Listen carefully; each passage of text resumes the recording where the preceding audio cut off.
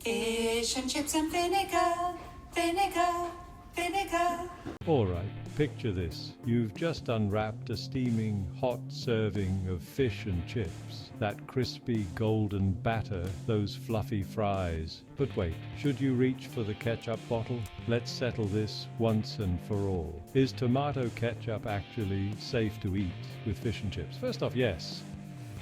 Ketchup is totally safe with fish and chips. There's no chemical reaction.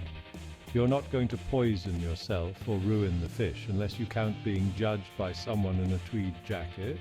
Now, traditionally, salt and vinegar are the toppings of choice, especially in the UK.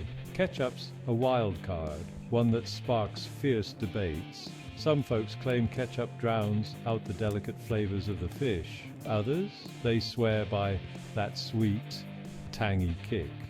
From a food safety perspective, ketchup's got vinegar, sugar, and salt, making it pretty unfriendly to bacteria. It's shelf-stable, easy to use, and let's be honest, kind of addictive. So if you love a splash of red on your fish and chips, go for it. The only real danger is getting into a heated argument at the dinner table. In the end, food is about joy. Tradition matters, but taste buds rule. If ketchup makes your fish and chips taste like pure happiness, you've cracked the code. Thanks for tuning in.